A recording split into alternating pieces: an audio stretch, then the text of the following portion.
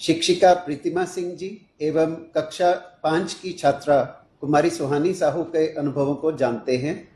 ये हमारे साथ बलरामपुर उत्तर प्रदेश से जुड़ रहे हैं। सुहानी नमस्ते। नमस्ते सर।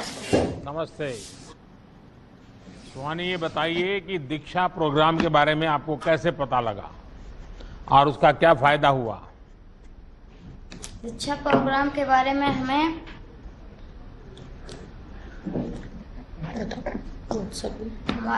व्हाट्सएप पे एक लिंक आता है जिसे हम खोलकर उससे हम जानकारी लेते हैं।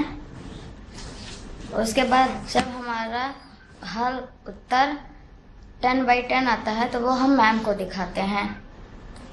कौन सी कक्षा में पढ़ती हो सुहानी आप? कक्षा 5 में पढ़ते हैं। अच्छा सुहानी, ये बताइए कि स्कूल की याद तो आ रही होगी। Yes sir. हैं? तो फिर ये दीक्षा पर पढ़ाई का अनुभव कैसा रहता है? सर ये भी बहुत अच्छा रहता है। इस पर हम कार्टून पाते हैं और नई नई कहानियाँ और वीडियोस भी रहती हैं।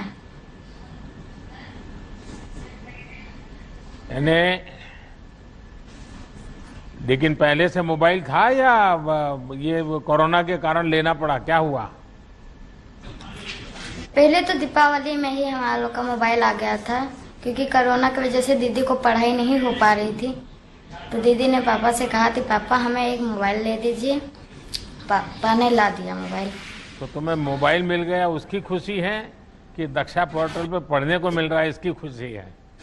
सर दीक्षा पोर्टल पे पढ़ने में खुशी है। तुम्हारे और दोस्त पढ़ रहे हैं इसको? Yes sir. तो तुम तो मोबाइल फोन पर दोस्तों से बातों करने में टाइम जाता होगा। बात करती है? यस सर, बात है। अच्छा, वीडियो गेम खेलती हो? यस सर, वीडियो गेम खेलते हैं हम। खेलते हैं कि नहीं खेलते? खेलते हैं सर। तो फिर पढ़ाई कब करोगे? पढ़ाई हम 1 घंटा करते हैं और फिर 1 घंटा घर का काम करते हैं, मम्मी का हेल्प करते हैं।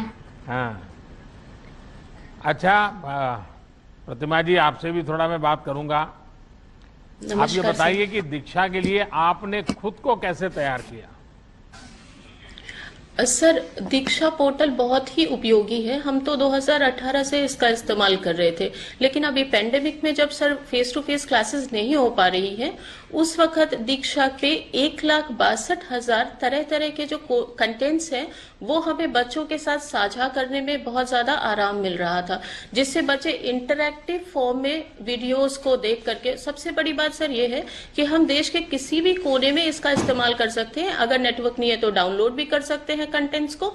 और जो कंटेंट्स है वो कई वैरायटी के हैं, उसमें क्वेश्चंस भी हैं, उसमें ऑडियो वीडियोस भी हैं, जो कि बच्चों को कार्टून्स वगैरह बहुत अच्छे लगते हैं। चूंकि हमारे राज्य में पहले से इसकी तैयारी थी, हमारी पाठ्य पुस्तकों पे QR कोड प्रति पाठ लगा हुआ है, और जैसे ही अगर किसी बच्चे को लिंक नहीं मिली, जैसे इस बच्चे के पास मोबाइल है, उसने लिंक यूज किया, तो अगर नहीं मिली तो वो पाठ्य पुस्तक से वो QR कोड स्कैन करके कंटेंट को देख सकते हैं।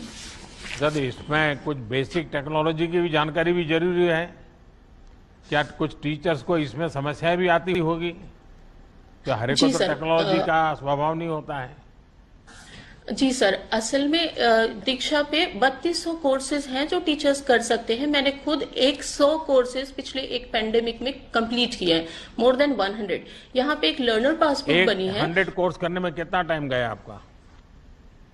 सर टाइम तो वो दीक्षा पोर्टल के मैट्रिक्स में से पता चल पाएगा, लेकिन पिछले 1 सालों में मैंने इतने सारे कोर्सेज किए हैं। और उस पे एक सर सर्टिफिकेशन फैक्टर जो है वो बहुत टीचर्स को मोटिवेट करता है, ये अभी नया ऐड हुआ है। और लर्नर पासबुक में हमारे सारे सर्टिफिकेट्स दीक्षा पोर्टल पे स्वतः सुरक्षित रहते हैं। जैसे अगर आप कहेंगे तो मैं अभी मेरे जितने कोर्सेज हैं उनका सर्टिफिकेट्स ऐसे दिखा सकती हूँ। और जो प्रॉब्लम आती है दीक्षा पोर्टल पे, एक हेल्प और सपोर्ट के लिए पहले से बना हुआ है, तो हमें कुछ नहीं करना है। साइड में एक ऐप आता है हेल्प, उसको क्लिक करना है और हम अपना जैसे ही कंप्लेंट दर्ज करते हैं, दीक्षा से वापस हमारे लिए एक टिकट जनरेट होकर के हमारे पास मैसेज आ जाता है कि आपकी समस्या का समाधान किया जाएगा। फिर वो हमें कांटेक्ट करते हैं। आप सब अनुभव कर रहे हैं कि शिक्षा का डिजिटल होना आज एक प्रकार से समय की मांग है।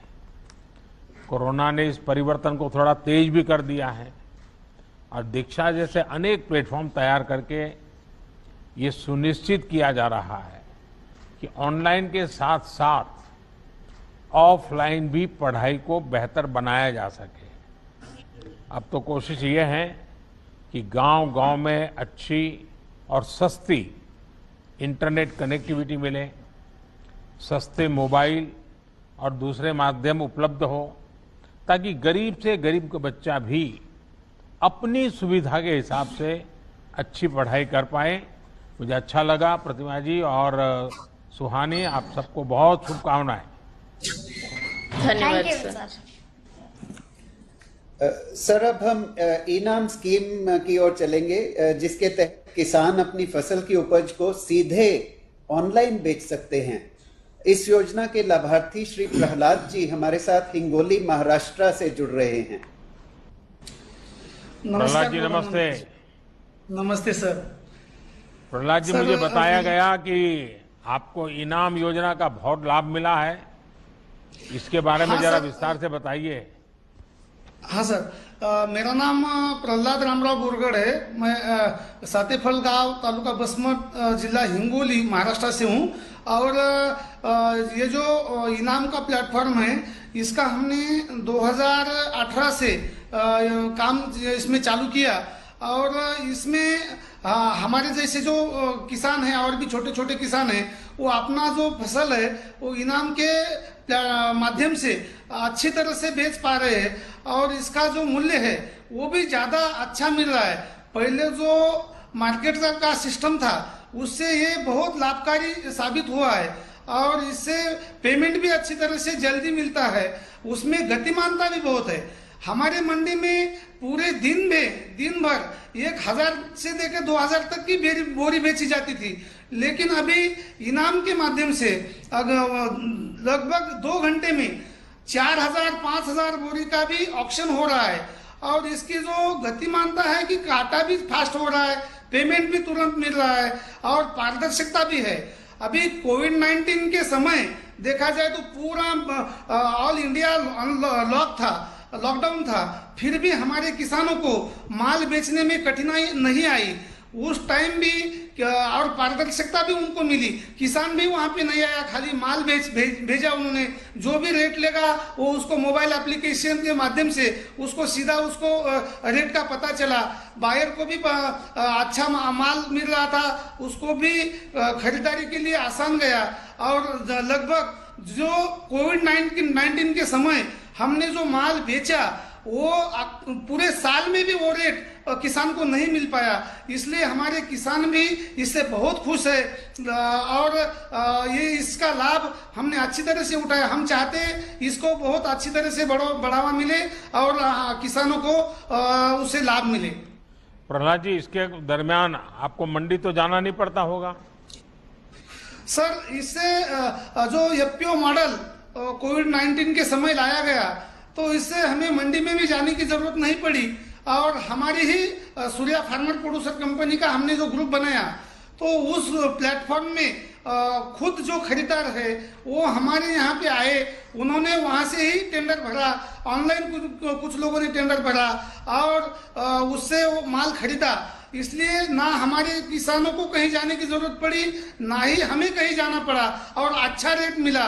ये बहुत लाभकारी रहा क्योंकि ट्रांसपोर्टेशन भी घटा और कहीं माल के पास अटक पड़ने की भी जरूरत नहीं पड़ी। कहीं लॉकडाउन में पुलिस की भी दिक्कत कहीं भी नहीं आई हमें। प्रहलाद जी, आपको सुनकर के मुझे इतना अच्छा लगा और इतने कॉन्फिडेंस के साथ, और आप पूरी तरह अनुभव की वाणी बता रहे थे। मुझे विश्वास है कि देश भर के किसान आपके मुंह से ये बात सुनेंगे तो उनका भी इनाम के प्रति, इस टेक्नोलॉजिकल व्यवस्था के प्रति बड़ा भरोसा बढ़ेगा। और इनाम को बनाया ही इसीलिए है ताकि किसान अपने घर से पूरे देश की मंडियों के साथ सौदा कर सके, जहां उपज के ज्यादा दाम है वहां अपनी उपज बेच सके। किसान हो या व्यापारी, इससे लोग अब बड़ी संख्या में जुड़ रहे हैं। मेरा आपसे आग्रह है कि अपने अनुभवों को ज्यादा से ज्यादा किसानों तक पहुंचाइए और जो लाभ आपको मिला है वो देश के हर कोने में किसानों को मिले, इसकी चिंता आप जरूर करें। और मुझे विश्वास है कि आप जिस कॉन्फिडेंस से बोल रहे हैं आप पक्का लोगों को बताएंगे। बहुत बहुत धन्यवाद। धन्यवाद सर। ई संजीवनी स्वास्थ्य एवं परिवार कल्याण मंत्रालय की ऑनलाइन ओपीडी सेवा है सर। इसके लाभार्थी श्री शुभम जी और उनकी दादी माँ श्रीमती कांति देवी जी और उनके डॉक्टर श्री भूपेंद्र सिंह जी अपने अनुभवों के बारे में हमें बताएंगे। श्री शुभम जी और उनकी दादी माँ ईस्ट चंपारण बिहार से हमारे साथ जुड़ रहे हैं, जो कि नेपाल बॉर्डर के पास में है, और डॉक्टर भूपेंद्र सिंह हमारे साथ जुड़ रहे हैं लखनऊ से। शुभम जी नमस्कार। नमस्कार सर। आपकी माताजी को प्रणाम। जी sir. Shubham ji, digital India का ये जो मैं आज विषय ले रहा हूं, मैं आपसे जानना चाहूंगा कि आपको क्या फायदा हुआ, क्योंकि आप तो बिहार की सीमा पर, एकदम नेपाल की सीमा पर छोटे से गांव में बसे हैं। जी सर, इसके बहुत सारे फायदे हुए। एक तो सर ये हुआ कि हमें आने जाने के झंझट से मुक्ति हो गया, और दूसरा कि जो जाने आने में खर्च होते हैं वो खर्च भी हमारे बच गए। और सबसे बड़ा सर, सबसे महत्वपूर्ण, इस कोरोना काल में जो लोगों के संपर्क में आने से बच गए, जिससे संक्रमण के चांसेस बहुत कम हुए। और इसके एक और फायदे ये है कि हमें जो भी उपचार के लिए हम डॉक्टर से उपचार कराते हैं वीडियो कॉन्फ्रेंसिंग के थ्रू, तो पर्ची हमें ऐप पे ही मिल जाती है। और एक फायदे और है सर इसके कि जो भी बड़े बड़े स्पेशलिस्ट डॉक्टर है जो अवेलेबल नहीं होते हैं ऑफलाइन, तो उन्हें हम ऑनलाइन ई संजीवनी ऐप के माध्यम से कनेक्ट कर सकते हैं सर। नहीं तो आपने किस योजना का सबसे ज्यादा इसमें लाभ लिया है डिजिटल इंडिया में? सर ई संजीवनी। अच्छा शुभम जी, ई संजीवनी तो एक टेक्नोलॉजी आधारित प्लेटफॉर्म है। चंपारण के दूर सुदूर के इलाके में टेक्नोलॉजी से जुड़ी समस्या तो आपको भी आई होगी। आप इतने दूर छोटे से गांव में रहते हैं जी, तो आपको टेक्नोलॉजिकल प्रॉब्लम आते थे?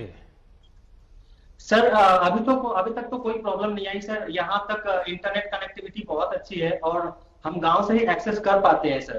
तो अभी तक तो कोई दिक्कत नहीं आ रही सर। पहले से काफी इंप्रूवमेंट हुआ इंटरनेट टेक्नोलॉजी से। आपको और आपकी दादी जी को जी ई संजीवनी का फायदा मिला, इसके लिए एक तो मेरी आपको शुभकामनाएं।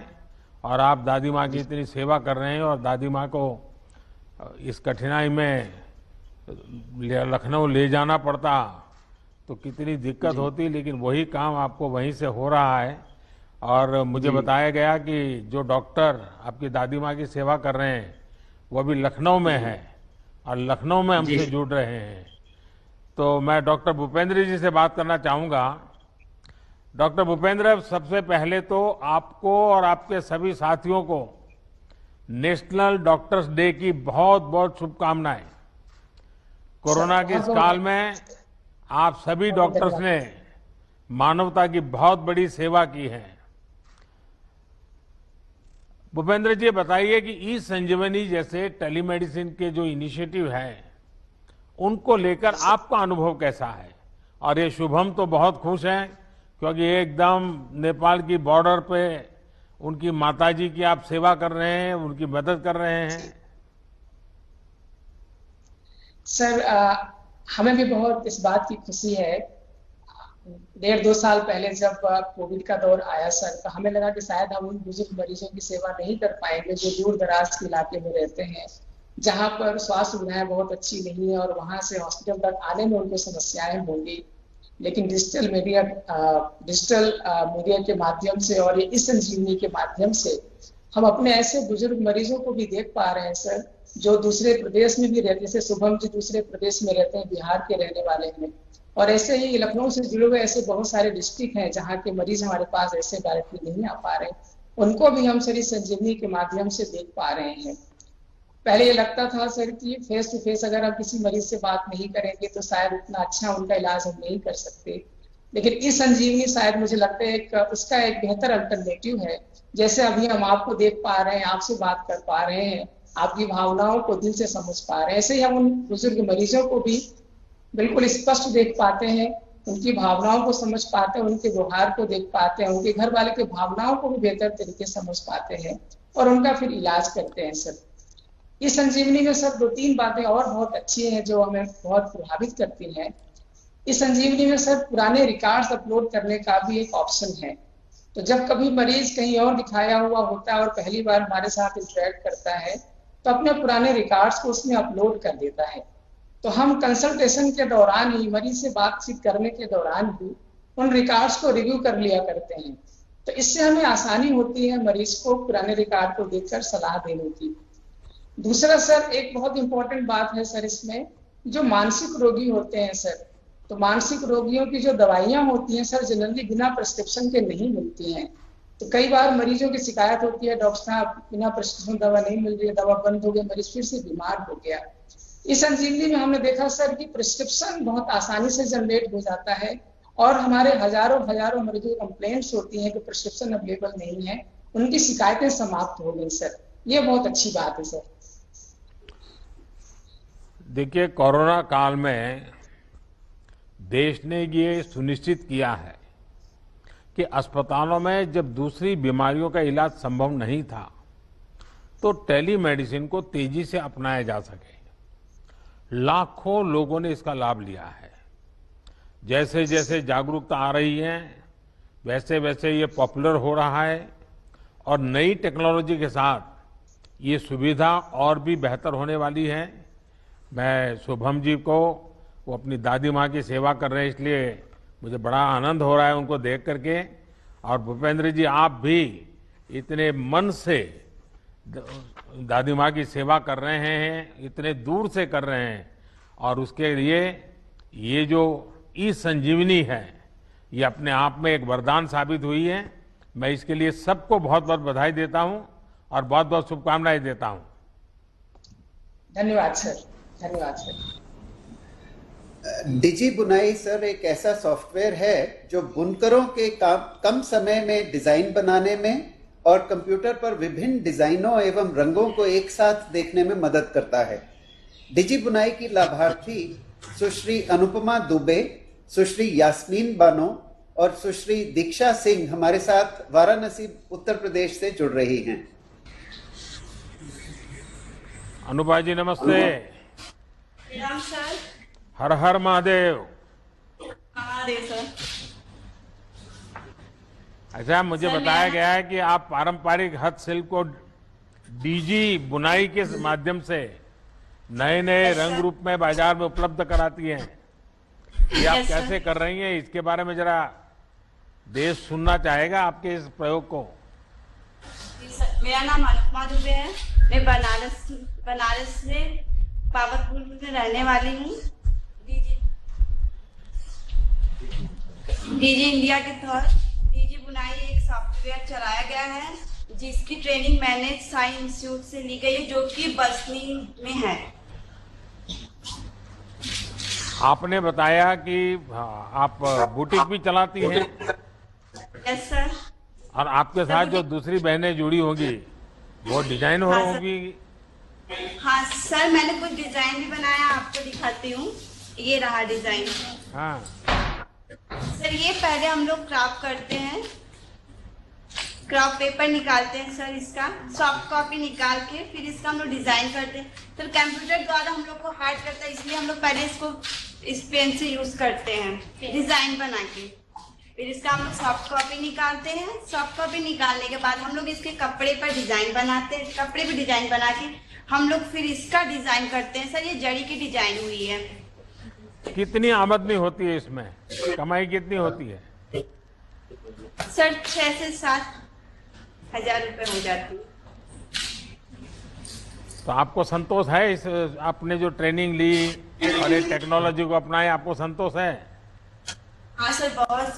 सर, मैंने काफी डिजाइन बनाई है सर। एक ये रही माता रानी की मूर्ति। सर, पहले इसका मैंने क्रॉप निकाला है। अच्छा। और सर, मैंने बनारसी साड़ी पे भी डिजाइन किया है। अच्छा, ये आपने बनाया है? Yes sir. कितने समय में बना है? सर पहले जब इसको हम लोग हाथ से बनाते थे तो 3 से 4 दिन लगते थे, पर अभी जब डीजी बुनाई सॉफ्टवेयर हम लोग यूज करते हैं तो इसको डिजाइन करने के लिए सब एक दिन में कंप्लीट हो जाता है। अच्छा, तो आप सर टाइम डिजाइन पर खुद फिर आगे काम करते हो, डिजाइन बनाकर बेचती भी हो? सर सेलिंग भी करते हैं। अच्छा, यस सर। चलिए अनुपमा जी और आपके सभी साथियों को इस पारंपरिक कला और कौशल को डिजिटल तकनीक कैसे बेहतर और लाभप्रद बना सकती हैं, ये आप लोगों ने करके दिखाया है। आप जैसी नारी शक्ति देश की ताकत है। आत्मनिर्भर भारत आपके सामर्थ्य और कौशल से ही बनेगा। और बनारस में तो हस्तकला संकुल भी आप जैसे उद्यमी बहनों के लिए बनाया गया है, उसका लाभ भी आप जरूर उठाते होंगे। चलिए, मेरी आपको बहुत शुभकामनाएं हैं। अब बारी है one nation one ration card scheme की, जिसके अंतर्गत पात्रता के आधार पर देश में कहीं भी राशन लेने की सुविधा मिलती है। इस स्कीम के लाभार्थी श्री हरिराम जी देहरादून उत्तराखंड से हमारे साथ बात करेंगे।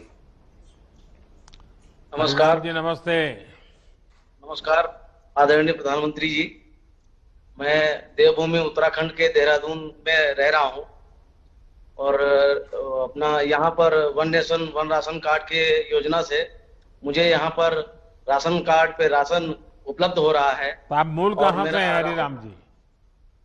सर मेरा राशन कार्ड यूपी हरदोई से बना है और मैं वहाँ पर भी राशन प्राप्त कर पा रहा हूँ और यहाँ पर भी मिल रहा है और इससे हमें काफी अच्छा लाभ हो रहा है। दूसरा, मैं यहाँ पर टैक्सी चलाता हूँ, तो यहाँ पर टैक्सी का भी मैं भीम के थ्रू पेमेंट लेता हूँ, तो इसमें भी मुझे कोरोना काल में काफी अच्छा मतलब लाभ हुआ है। इसमें फिजिकल टचिंग नोट वगैरह ये सब इससे भी मिला है। फास्ट टैग से भी हमें बहुत समय की बचत होती है हमारी, और हमें हमारी सवारी को भी सहूलियत होती है कि हमें समय कम लगता है टोल पे। इसके लिए मैं डिजिटल इंडिया भारत सरकार का तहे दिल से धन्यवाद करता हूँ।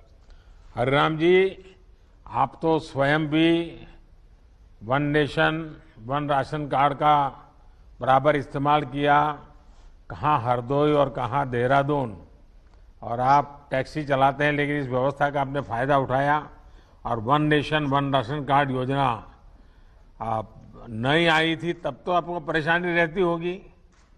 जी सर, बिल्कुल शुरू में हुई थी, बाद में यहाँ से हमने संपर्क किया, यहाँ के जो लोकल अधिकारी उन्होंने हमें बहुत अच्छे से गाइड किया, फिर उन्होंने हमें नाम दिया कि इनसे आप राशन लीजिए, आपको बड़ी आसानी से राशन मिल जाएगा। मुझे मिल गया सर, बहुत आसानी से, बहुत अच्छे से हमको गाइड। और ये भीम ऐप का उपयोग करते हैं और डिजिटल ट्रांजैक्शन करते हैं, वो भी आपके जो क्लाइंट्स होते हैं, कस्टमर होते हैं, उनको सुविधाजनक रहता है? वो तो सर फर्स्ट टाइम जैसे ही आपने बोला था, शुरुआत किया था, उसी दिन मैंने इंस्टॉल कर लिया था। अच्छा। जी सर। तो हरिराम जी, आप तो बिल्कुल टेक्नो से भी हैं, और one nation one ration card, उसके साथ साथ भीम ऐप, और पहले दिन से आप भीम ऐप का उपयोग करके इस काम को कर रहे हैं। आप सचमुच में टेक्नोलॉजी से कितना बड़ा फायदा उठा रहे हैं, ये ध्यान में आ रहा है।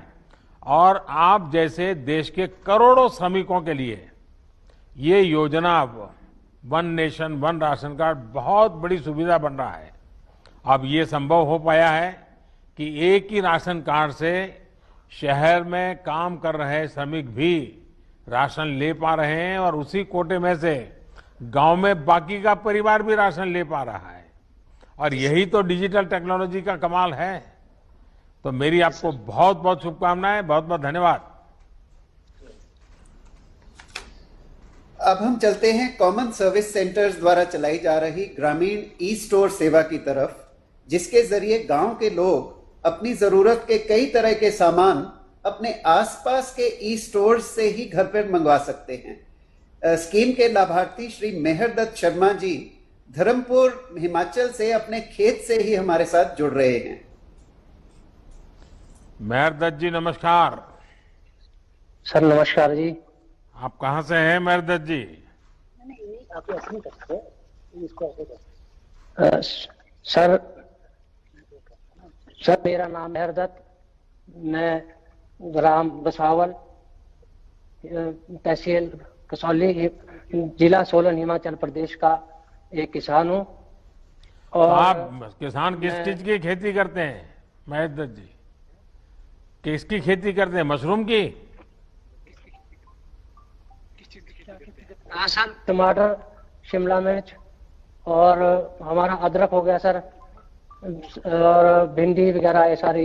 अभी टमाटर खेत में खड़ा हो सर मैं। तो आपको डिजिटल इंडिया से कैसे लाभ मिला है? सर हमें डिजिटल इंडिया से, जैसे हमारे जो पंचायत में ग्रामीण ई स्टोर खुला, खासकर लॉकडाउन के टाइम में, तो उस समय हमें बाजार में भी बड़ी मुश्किल हो रही थी सामान ले आने के लिए, जो हमें काफी महंगे इसमें मिलता था। तो हमें जैसे ही ग्रामीण ई स्टोर, CSC ग्रामीण ई स्टोर का पता चला, तो उन्होंने हमें घर बैठे ही और उचित मूल्य पे और मतलब सही क्वालिटी का घर पहुंचे सारा सामान भेजा सर, जैसे कि गेहूं के लिए आपका खल, चोकर इत्यादि, और हमारा आटा, बेसन वगैरह सारा कुछ। मैं और अच्छा लगा कि कॉमन सर्विस सेंटर से ई स्टोर जैसी सुविधाओं से पहाड़ी क्षेत्रों को मदद मिल रही है। आपके अलावा आपके गांव के दूसरे लोग भी इस सुविधा का उपयोग कर रहे हैं या नहीं कर रहे हैं? हाँ जी सर, हमारी जो पंचायत है हांजी मातला धर्मपुर के साथ, तो उसमें मैक्सिमम सारे लोग जुड़ चुके हैं सर, जो हमारे मतलब गाड़ी आते हैं, तो जैसे और उनको GPay के द्वारा हम ग्रामीण ई स्टोर के लिए जो पेमेंट कर देते हैं, हमें पैसे देने की भी जरूरत नहीं पड़ती ऐसे नगद कैश। चलिए, इंटरनेट का लाभ उनको भी मिले जिनके पास मोबाइल फोन या कंप्यूटर नहीं है। इसके लिए कॉमन सर्विस सेंटर बनाए जा रहे हैं। बहुत ही कम समय में देश भर में लाखों ऐसे सेंटर्स का नेटवर्क खड़ा किया गया है। ये सेंटर आज ग्रामीणों को सरकार की अन्य योजनाओं का लाभ भी दिला रहे हैं और गांव के युवाओं को रोजगार भी दे रहे हैं। चलिए, मेरी तरफ से आपको बहुत शुभकामनाएं हैं। सर, अगली स्कीम है प्रधानमंत्री स्वनिधि योजना। इसके अंतर्गत आसान दरों पर कामकाज के लिए स्ट्रीट वेंडर्स को लोन की सुविधा है, जो कि कम ब्याज पर मिलती है। इस स्कीम की लाभार्थी श्रीमती नाजमीन शाह उज्जैन, मध्य प्रदेश से हमारे साथ जुड़ रही हैं। नाजमीन जी नमस्ते। माननीय प्रधानमंत्री जी नमस्ते। नाजमीन जी, मुझे बताया गया कि आपको PM स्वनिधि का लाभ मिला है। आपको पहले कभी इस प्रकार की मदद मिली थी क्या, और इससे आपको फायदा क्या हुआ? सर, लॉकडाउन के कारण हमारी आर्थिक स्थिति काफी कमजोर हो गई थी। जो बचत थी सर हमारी, वो भी सब खर्च हो गई थी। सर, मेरे जो मिस्टर है वो कार मैकेनिक है सर, और हमारे पास कुछ भी नहीं था सर। तो मुझे अखबार के माध्यम से सर स्वनिधि योजना के बारे में पता चला। सर, मैंने MP ऑनलाइन पर जाकर ऑनलाइन आवेदन किया। उन्होंने वो आवेदन बैंक पहुंचाया और बैंक से मुझे सर कॉल आया साइन करने के लिए, और बैंक और नगर निगम के प्रयासों के द्वारा सर मुझे आसानी से 10,000 का ऋण उपलब्ध हो गया। सर, मैं वो 10,000 का ऋण चुका चुकी हूँ। मुझे 20,000 का भी ऋण प्राप्त हो गया है सर। राज्य शासन के द्वारा सर आपने जो 1,000 रुपए की राशि दी थी सर, वो भी मुझे प्राप्त हो चुकी है सर। नगर निगम के द्वारा सर मुझे फोन पे पेटीएम अकाउंट मिला था सर, और QR कोड मिला था सर, जिससे मैं आसानी से कैशलेस लेन देन कर सकती हूँ सर। सर, मैं टाटा भी डिजिटल यूज करती हूँ सर, और काफी सहयोग मिलता है मुझे सभी का। अच्छा नाजमीन जी, PM स्वनिधि योजना का एक पहलू ये भी है कि इसमें डिजिटल पेमेंट को प्रोत्साहित किया जा रहा है। नाजमीन जी, आप भी कैशलेस पेमेंट लेती हैं या नकद में व्यापार करती है? कैसे करती हैं आप? नहीं सर, कैशलेस डिजिटल जमाना है सर, तो डिजिटलाइजेशन से ही सब पेमेंट किया जाता है सर। और QR सर, जो मेरे जो ग्राहक रहते हैं सर, वो मेरे पास QR कोड है सर, वो स्कैन करते हैं तो उनकी स्क्रीन पर सर मेरा अकाउंट नंबर आ जाता है, और वो स्कैन करने के बाद सर मेरे अकाउंट में पैसा आ जाता है। तो आप कैसे पेमेंट करती है? जरा पेमेंट दिखा सकती हो मुझे? कैसे करती है QR कोड का उपयोग? जी सर। हाँ, तो ये आपका QR कोड है सर?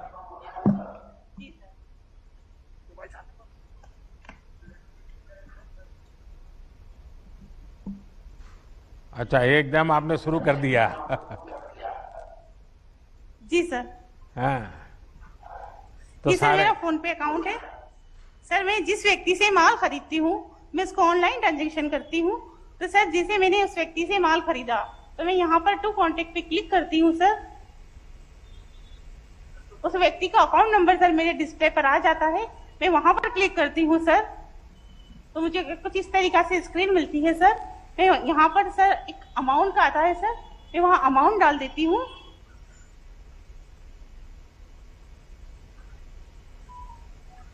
मुझे 1520 रुपए का पेमेंट करना है सर इस व्यक्ति को, और मैं फिर इसको सेंड कर देती हूँ। वाह, चलिए, आपको तो बिल्कुल एकदम फटाफट आप कारोबार कर लेती है। जी सर, मैं उसके बाद फिर पासवर्ड डालती हूँ।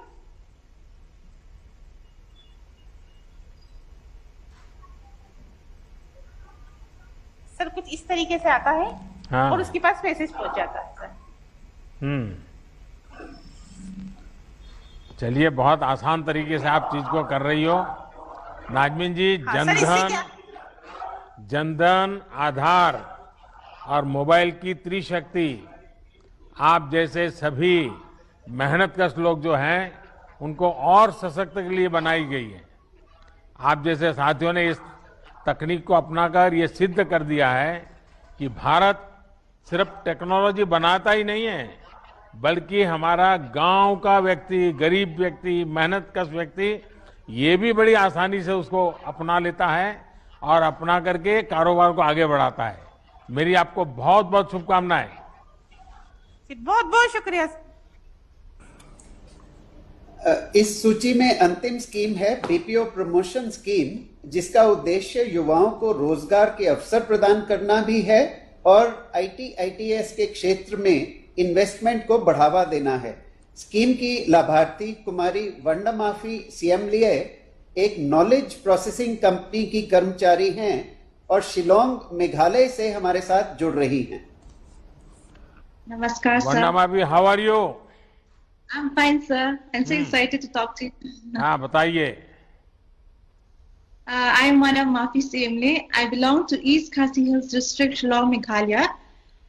Because of the BPO, KPO was able to set up in Shillong branch, and I was able to transfer back to my hometown from Chennai, where I was working for 7 months. So being in my hometown, I was able to save more, and I was able to be close with my family members, and I was able to work in a very secure and safe manner compared to other states.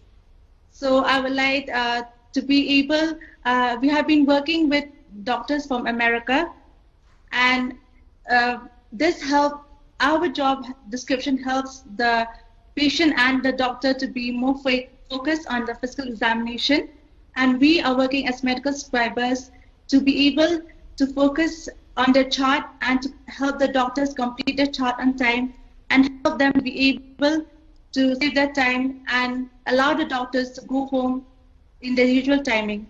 So currently, sir, I've been working as a trainer, and I've been working for one doctor for almost 3 years, and due to my promotion, I've trained a trainee, and that trainee is able to take my account now. Imagine, I'm asking you a hypothetical question. Imagine, had the BPO not been here, what would be the situation? So at that time, I would have been working outside the state only. I would not be able to come home. So it would be very difficult for me to stay outside. So really grateful for वरना माफी जी, north east में और north east के साथियों के talent को सही अवसर देने के लिए बीते सालों में कई इनिशिएटिव लिए गए हैं। नॉर्थ ईस्ट भारत के विकास का एक अहम पिलर बने, इसके लिए प्रयास किए जा रहे हैं। मुझे खुशी है कि आप जैसे साथी इन अवसरों का उपयोग भी कर रहे हैं। वैसे मुझे बताया गया है कि कल का दिन आपके लिए बहुत खास रहा है। कल ही आपकी एंगेजमेंट हुई है। आप दोनों सुखी स्वस्थ जीवन व्यतीत करें, इसके लिए मेरी तरफ से आपको बहुत बहुत शुभकामनाएं। Thank you sir, thank you so much. माननीय प्रधानमंत्री जी का बहुत आभार कि उन्होंने आज डिजिटल इंडिया के लाभार्थियों के साथ बात करके उनको प्रोत्साहित ही नहीं बल्कि प्रेरित किया है। प्रधानमंत्री जी से विनम्र निवेदन है कि इस अवसर पर अपने अभिभाषण से हमारा मार्गदर्शन करें।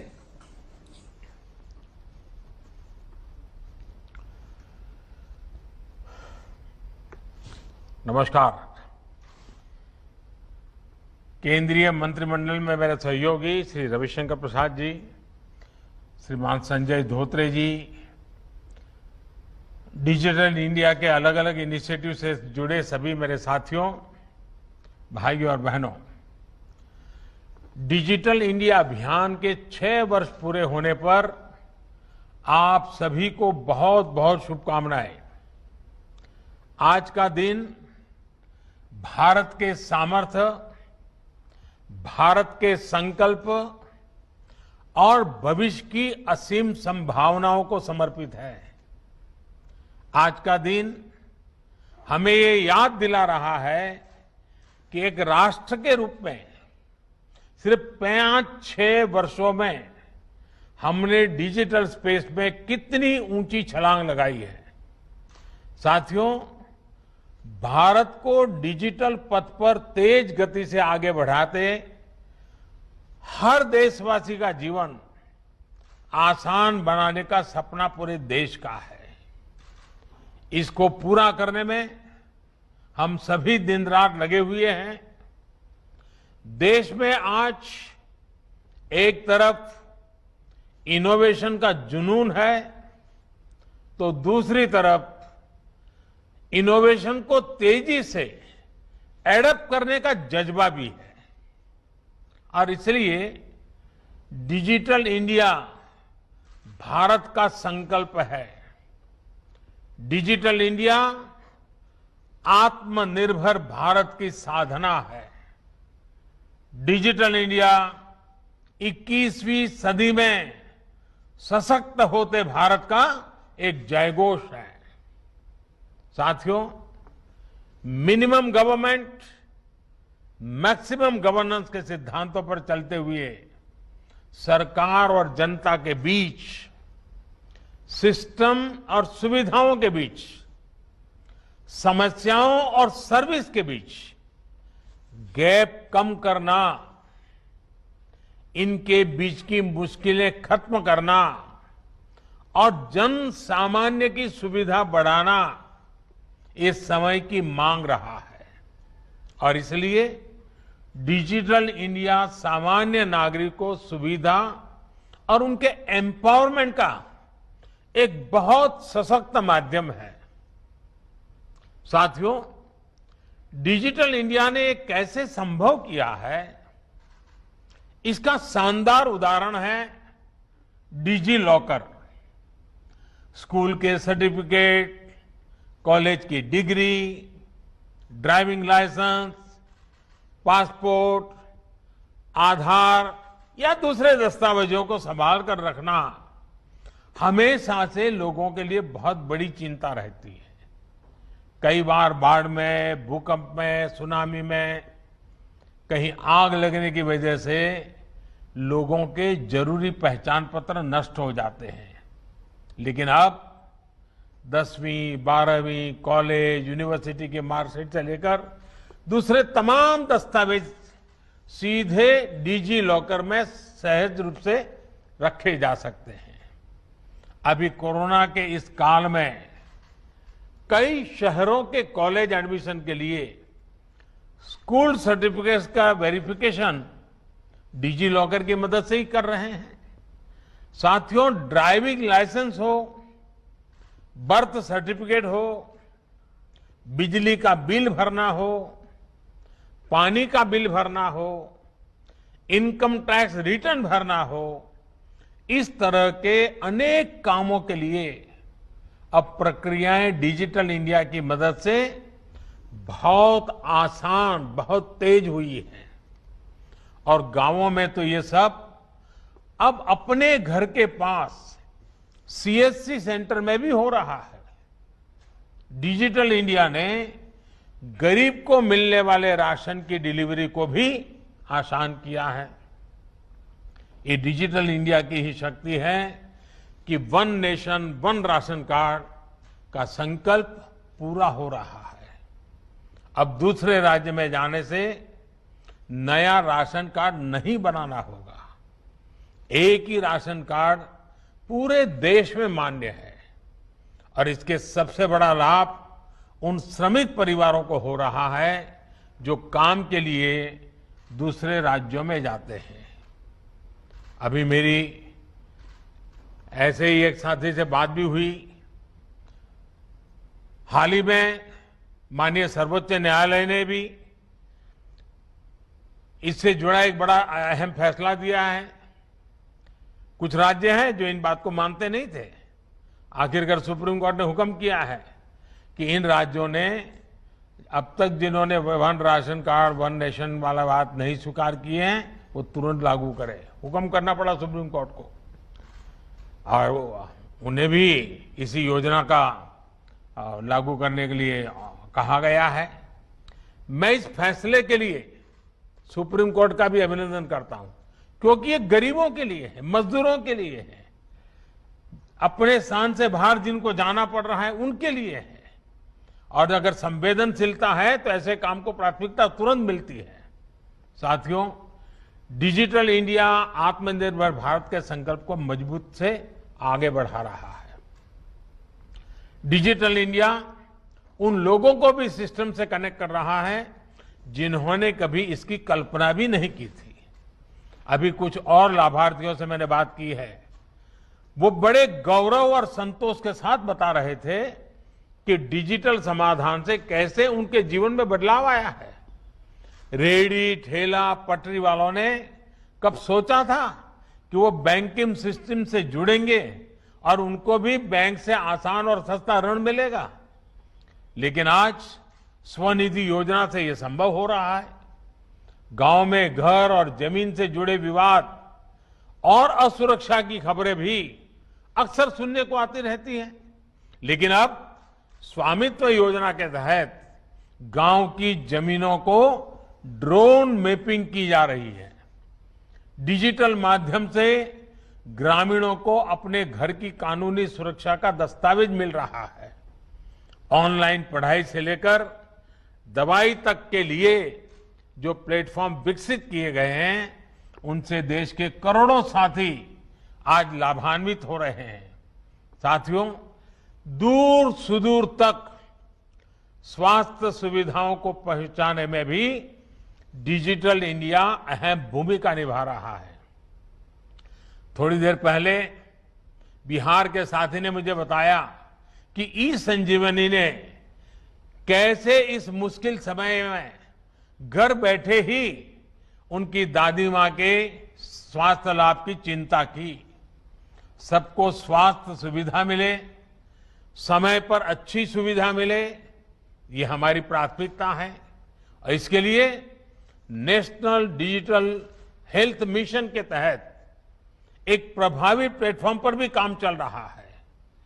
इस कोरोना काल में जो डिजिटल सॉल्यूशन भारत ने तैयार किए हैं वो आज पूरी दुनिया में चर्चा का भी विषय है और आकर्षण का भी विषय है।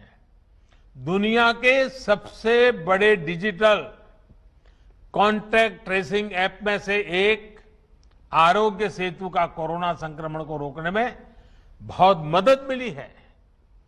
टीकाकरण के लिए भारत के कोविन ऐप में भी आज अनेकों देश दिलचस्पी दिखा रहे हैं। वो चाहते हैं उनके देश में इस योजना का लाभ मिले। वैक्सीनेशन की प्रक्रिया के लिए ऐसा मॉनिटरिंग टूल होना हमारी तकनीकी कुशलता का प्रमाण है। साथियों, कोविड काल में ही हमने अनुभव किया कि डिजिटल इंडिया ने हमारे काम को कितना सरल बना दिया है। आज तो हम देखते हैं कि कोई पहाड़ों से, कोई गांवों में बने होम स्टे से अपना काम कर रहा है। कल्पना कीजिए, ये डिजिटल कनेक्ट नहीं होता तो कोरोना काल में क्या स्थिति होती।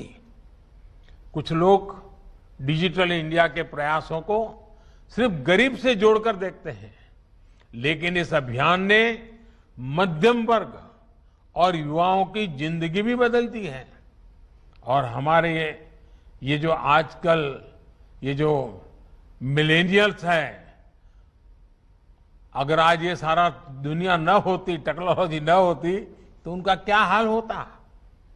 बिना सस्ते स्मार्टफोन, सस्ते इंटरनेट और सस्ते डेटा के उनके डेली रूटीन में जमीन आसमान का अंतर होता। इसलिए मैं कहता हूं, डिजिटल इंडिया यानी सबको अवसर, सबको सुविधा, सबकी भागीदारी। डिजिटल इंडिया यानी सरकारी तंत्र तक हर किसी की पहुंच।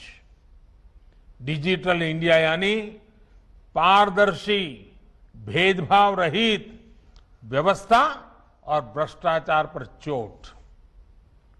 डिजिटल इंडिया यानी समय, श्रम और धन की बचत। डिजिटल इंडिया यानी तेजी से लाभ, पूरा लाभ। डिजिटल इंडिया यानी मिनिमम गवर्नमेंट, मैक्सिमम गवर्नेंस। साथियों, डिजिटल इंडिया अभियान की एक और खास बात रही है कि इसमें इंफ्रास्ट्रक्चर के स्केल और स्पीड दोनों पर बहुत बल दिया गया। देश के गांवों में करीब 2.5 लाख कॉमन सर्विस सेंटर ने इंटरनेट को वहां भी पहुंचाया जहां कभी ये बहुत मुश्किल माना जाता था। भारत नेट योजना के तहत गांव-गांव ब्रॉडबैंड इंटरनेट पहुंचाने के लिए मिशन मोड पर काम चल रहा है। पीएम वाणी योजना से देश भर में ऐसे एक्सेस पॉइंट बनाए जा रहे हैं जहां कम से कम कीमत में ब्रॉडबैंड वाईफाई इंटरनेट उपलब्ध हो सके। इससे विशेष रूप से हमारे गरीब परिवार के बच्चों को, युवा साथियों को ऑनलाइन शिक्षा के अवसरों से जोड़ने में मदद मिलेगी। अब तो कोशिश ये भी है कि देश में सस्ते टैबलेट्स और दूसरे डिजिटल डिवाइस उपलब्ध हो सके। इसके लिए देश और दुनिया की इलेक्ट्रॉनिक्स कंपनियों को पीएलआई स्कीम की सुविधा दी गई है। साथियों, आज भारत जितनी मजबूती के साथ दुनिया की अग्रणी डिजिटल इकोनॉमी में से एक बना है, वो हर भारतवासी के लिए गौरव का विषय है। पिछले 6-7 साल में अलग अलग योजनाओं के तहत करीब 17 लाख करोड़ रुपए, 17 लाख करोड़ रुपए सीधे लोगों के बैंक खातों में ट्रांसफर किए गए हैं। कोरोना काल में डिजिटल इंडिया अभियान देश के कितना काम आया है, ये भी हम सभी ने देखा है। जिस समय बड़े बड़े समृद्ध देश लॉकडाउन के कारण अपने नागरिकों को सहायता राशि नहीं भेज पा रहे थे, भारत हजारों करोड़ रुपए सीधे लोगों के बैंक खातों में भेज रहा था। कोरोना के इस 1.5 साल में ही भारत ने विभिन्न योजनाओं के तहत करीब 7 लाख करोड़ रुपए डायरेक्ट बेनिफिट ट्रांसफर डीबीटी के माध्यम से लोगों के बैंक अकाउंट में भेजे हैं। भारत में आज सिर्फ यूपीआई, भीम यूपीआई से ही हर महीने करीब 5 लाख करोड़ रुपए का लेन देन होता है। साथियों, किसानों के जीवन में भी डिजिटल लेन देन से अभूतपूर्व परिवर्तन आया है। पीएम किसान सम्मान निधि के तहत 10 करोड़ से ज्यादा किसान परिवारों को 1,35,000 करोड़ रुपए सीधे बैंक अकाउंट में जमा किए गए हैं। डिजिटल इंडिया ने वन नेशन वन एमएसपी की भावना को भी साकार किया है। इस वर्ष गेहूं की रिकॉर्ड खरीद का लगभग 85,000 करोड़ रुपए सीधे किसान के बैंक खाते में पहुंचा है। इनाम पोर्टल से ही अब तक देश के किसान 1,35,000 करोड़ रुपए से ज्यादा का लेन देन कर चुके हैं। साथियों, वन नेशन वन कार्ड यानी देश भर में ट्रांसपोर्ट और दूसरी सुविधाओं के लिए पेमेंट का एक ही माध्यम एक बहुत बड़ी सुविधा सिद्ध होने वाला है। फास्टैग के आने से पूरे देश में ट्रांसपोर्ट आसान भी हुआ है, सस्ता भी हुआ है और समय की भी बचत हो रही है। इसी तरह जीएसटी से ई वे बिल्स की व्यवस्था से देश में व्यापार कारोबार में सुविधा और पारदर्शिता दोनों सुनिश्चित हुई है। कल ही जीएसटी को 4 वर्ष पूरे हुए हैं। कोरोना काल के बावजूद पिछले 8 महीने से लगातार जीएसटी रेवेन्यू 1 लाख करोड़ रुपए के मार्क को पार कर रहा है। आज 1 करोड़ 28 लाख से अधिक रजिस्टर्ड उद्यमी इसका लाभ ले रहे हैं। वहीं गवर्नमेंट ई मार्केट प्लेस यानी जेम से होने वाली सरकारी खरीद ने पारदर्शिता बढ़ाई है, छोटे से छोटे व्यापारी को अवसर दिया है। साथियों, ये दशक डिजिटल टेक्नोलॉजी में भारत की क्षमताओं को ग्लोबल डिजिटल इकोनॉमी में भारत की हिस्सेदारी को बहुत ज्यादा बढ़ाने वाला है। इसलिए बड़े बड़े एक्सपर्ट्स इस दशक को इंडिया टेकेड के रूप में देख रहे हैं। एक अनुमान है कि अगले कुछ सालों में भारत की दर्जनों टेक्नोलॉजी कंपनियां यूनिकॉर्न क्लब में शामिल होगी। ये दिखाता है कि डेटा और डेमोग्राफिक डिविडेंड की सामूहिक ताकत कितना बड़ा अवसर हमारे सामने ला रही है। साथियों, 5G टेक्नोलॉजी पूरी दुनिया में जीवन के हर पहलू में बड़े बदलाव करने वाली है। भारत भी इसके लिए तैयारी में जुटा है। आज जब दुनिया इंडस्ट्री 4.0 की बात कर रही है तो भारत इसके एक बड़े भागीदार के रूप में उपस्थित है। डेटा पावर हाउस के रूप में भी अपनी जिम्मेदारी का भारत को एहसास है। इसलिए डेटा प्रोटेक्शन के लिए भी हर जरूरी प्रावधान पर निरंतर काम चल रहा है। कुछ दिन पहले ही साइबर सिक्योरिटी से जुड़ी इंटरनेशनल रैंकिंग आई है। 180 से ज्यादा देशों के ITU global cyber security index में भारत दुनिया के टॉप 10 कंट्रीज में टॉप 10 देशों में शामिल हो चुका है। साल भर पहले तक हम इसमें 47वीं रैंक पर थे, करीब करीब 50। साथियों, मुझे भारत के युवाओं पर, उनके सामर्थ्य पर पूरा भरोसा है। मुझे विश्वास है कि हमारे युवा डिजिटल एम्पावरमेंट को नई ऊंचाइयों पर पहुंचाते रहेंगे। हमें मिलकर प्रयास करते रहना होगा। हम इस डेकेड को इंडिया टेकेड बनाने में सफल होंगे। इसी कामना के साथ आप सभी को फिर से मेरी बहुत बहुत शुभकामनाएं। माननीय प्रधानमंत्री जी, आपके प्रेरणादायक और उत्साहवर्धक शब्दों के लिए आपको कोटि कोटि आभार। हम आपको विश्वास दिला